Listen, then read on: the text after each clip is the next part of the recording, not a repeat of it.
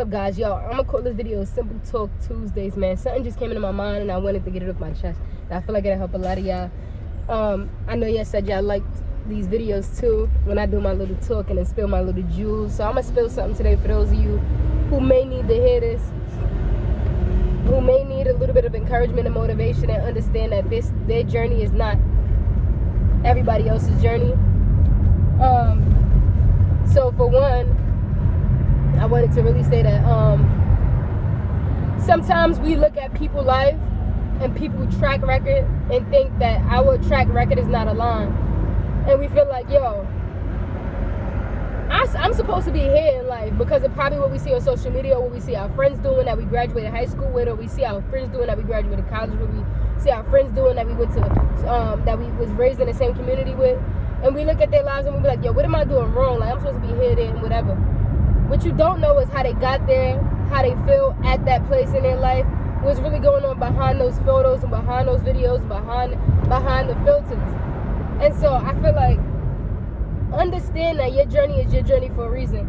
The reason why this came to mind is because I remember when I was at this job one time, and for those of you who don't know, I've been in school for like social work for a while, and when I was at this job, I was an assistant director there, and I had a staff member who was doing a program. It was like a little 2-year community college program, and it wasn't a community college. It was a local college, but it wasn't an accredited school, and it was basically going in for like human resources or something like that. And their program was less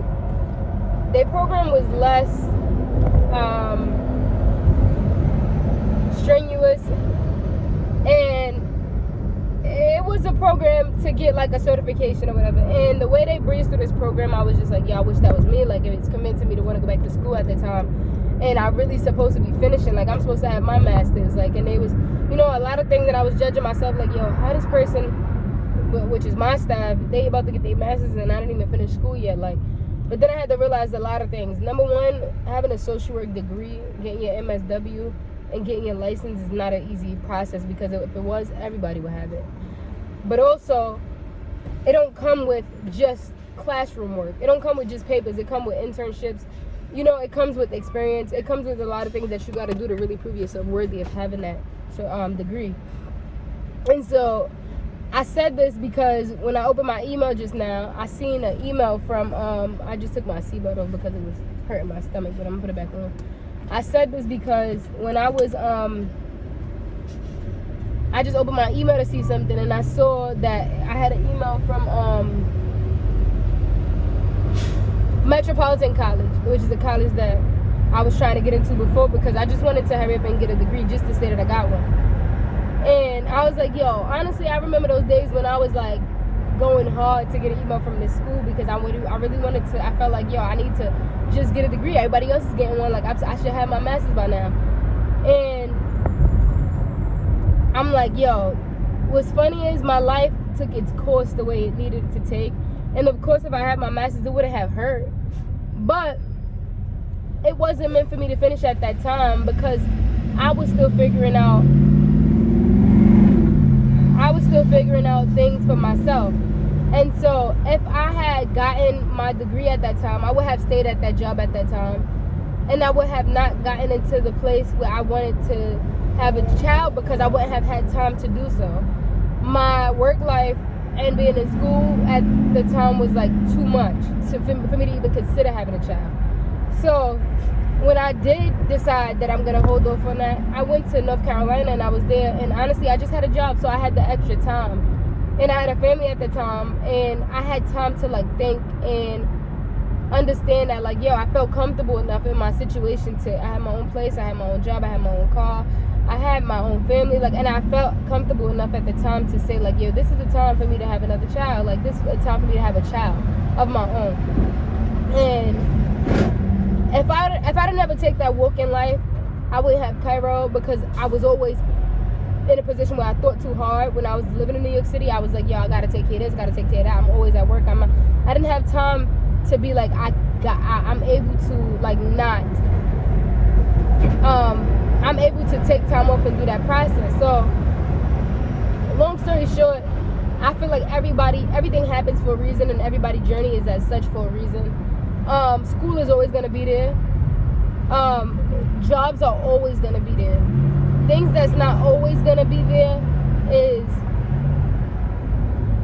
the way that the world is in this current moment. For example, technology was not as advanced as it is today in 2017, in 2016, in 2015, in 2014, in the years before, right?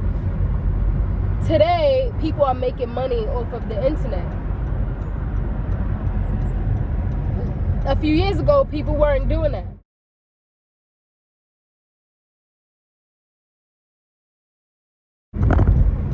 A few years ahead of this time, people probably going to be making money doing something else.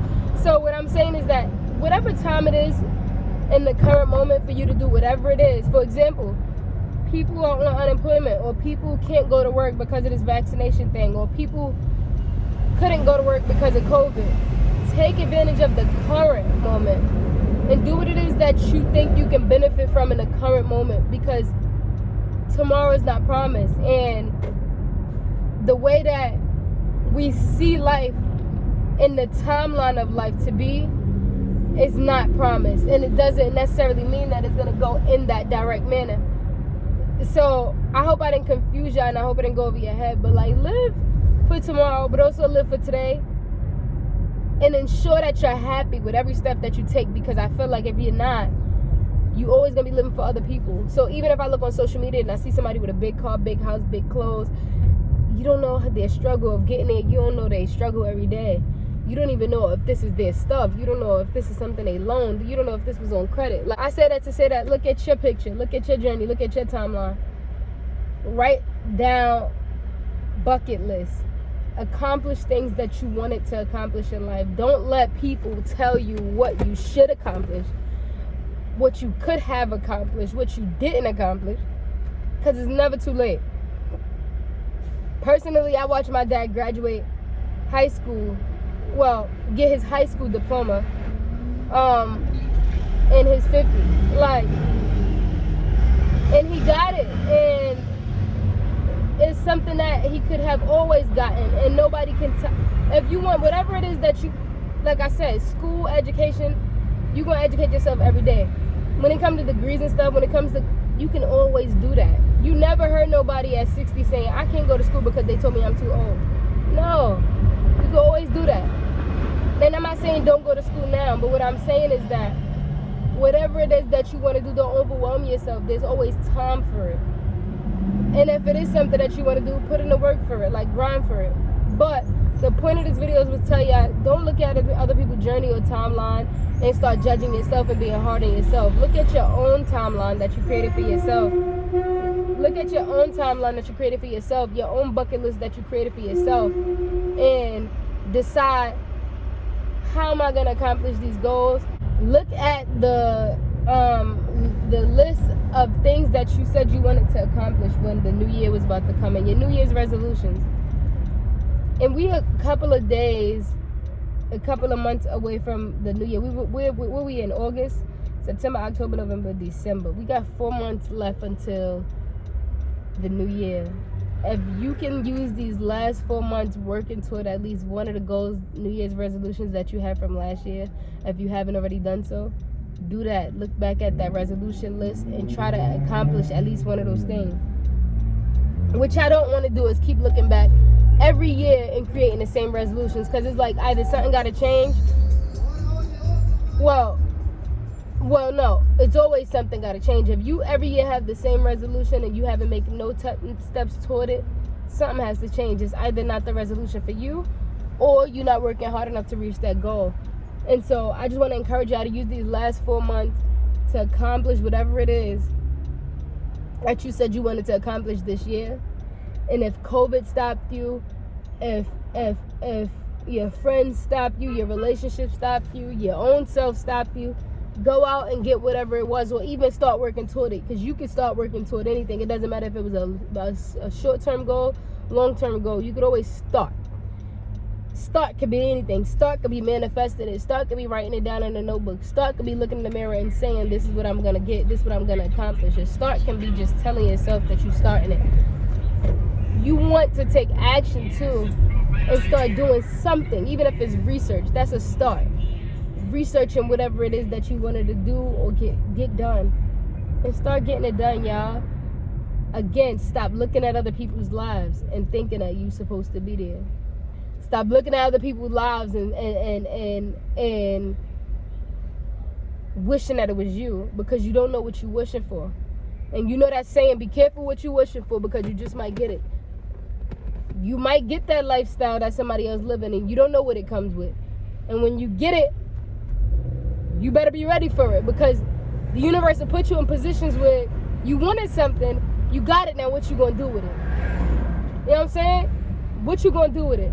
So, in other words, take this video, take these jewels, go look back at your New Year's resolution, and it might be that you gotta start emptying your bucket. And when I mean emptying your bucket, there may be some people in your lives that you need to get rid of because they're holding you back. There may be some people in your ear that's telling you negative things because they don't want to see you prosper. They don't want to see you succeed. And some people in your life who just want you to be below them. And the moment that you go elevate, they say things to knock you down, or they not rocking with you, or they start treating you funny because they feel like they don't want you to be above them. And some people, as long as you this much below them, they'll be your best friend. But as soon as you at the same level or right above, they don't want nothing to do with you. And those type of people you need to let go. So go look in that bucket and throw people in that trash can. Go look back at your New Year's resolution and start accomplishing your goals before this New Year is over. Stop making excuses and stop looking at other people's lifestyles and comparing it to yours, because your journey is your journey and your story is always going to be yours.